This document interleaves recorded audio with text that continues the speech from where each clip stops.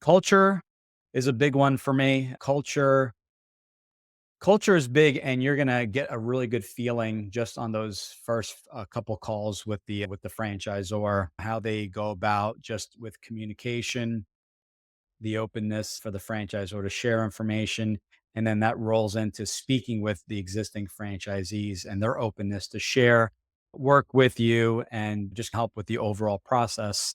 Those franchisees understand that they were in your shoes not too long ago and really understand like, hey, a lot of people have never owned a business before. I had some side businesses, some side hustles in the past on the family business where I wouldn't say I was full time. I had my family who actually launched the business. They understand it's a lot. It's a lot. It's overwhelming, and they are there to assist. They're not compensated. They understand that they were helped in the past and supported in the past by existing franchisees and sharing kind of their feedback. And they what they do is they really cycle, maybe giving you a week, a month, or every other month, or whatever that looks like to be respectful of your time, but truly sharing your experiences with the franchisor. That's going to be big. And what happens is each franchise company will just say they have an annual conference. Sometimes they'll have more regional conferences, but at bare minimum, they may have a meet at a resort or somewhere where all the franchisees and everyone that's part of the organization gets together and you get to meet the other fellow franchisees in person. This is really nice. This is almost like a mastermind in that you get to share ideas, you get to share experiences. I've been to some in the past, and you have people that have never owned businesses. You have serial entrepreneurs, you have a CPA, you have someone that owned, maybe they own another franchise or they own a deli or a restaurant or whatever that may look like. People are coming from all different experience levels. And the nice part is that everyone's bringing a different perspective, a different skill set to the table. Although there's going to be similarities in who the ideal franchisee is. And we call that the franchise avatar. But the culture is big because there's going to be idea sharing. There's going to be a lot of sharing of just like what's working, what's not working. Potentially, if you're buying a franchise in a service-based business and it's territory-based, you may be getting to meet your neighbors and you're not competing with one another and you're sharing ideas. Maybe you're sharing staff, equipment, your contractors.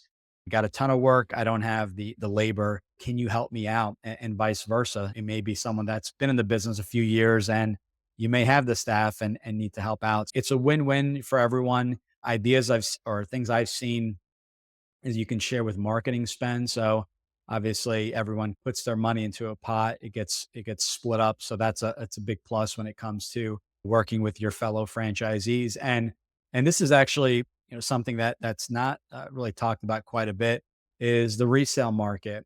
What we have seen is that there are plenty of resales going on, but before they're even hitting our desks, a lot of franchisees are really selling to one another, which is actually really big. So by selling a franchise to one another, you're avoiding, excuse the camera there, you are avoiding essentially having to pay a broker fee. A broker fee can be, we'll estimate about 10% of the total sales price. So by selling to a fellow franchisee, you have the benefit of number one, being able to sell the business with less fees.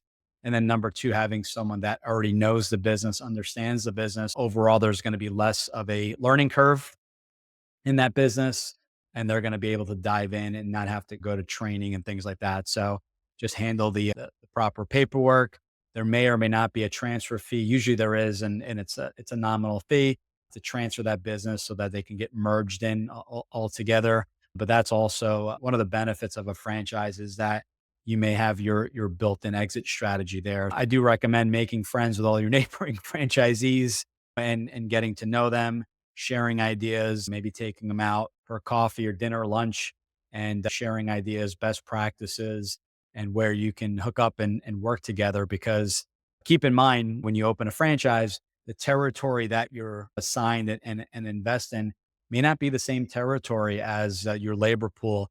And if you're in the roofing business and I'm in northern New Jersey and someone is in central and there's someone in South Jersey and there's three franchisees and you're subbing out the work to roofing contractor, you may have one roofing contractor that covers the whole state. So their territories not may not necessarily align with exactly the way your territory has been created. Culture is the big one. Someone just had a conversation yesterday with someone looking at a franchise, and I said that culture, not only does it culture within franchisees, but then that kind of flows down to your individual business, right? You want to have a strong culture with depending how you're running it, if you have a general manager or not, and your staff and things like that. So the culture needs to flow throughout the entire organization so that your employees are happy to come into work. They have goals and compensation plans that align. They have structures in place for advancement. Maybe they start off as a technician for a restoration type of business and work their way up to maybe an assistant general manager, or maybe running an entire territory on their own, where you create an incentive for them to stay on and learn the business and grow within the organization.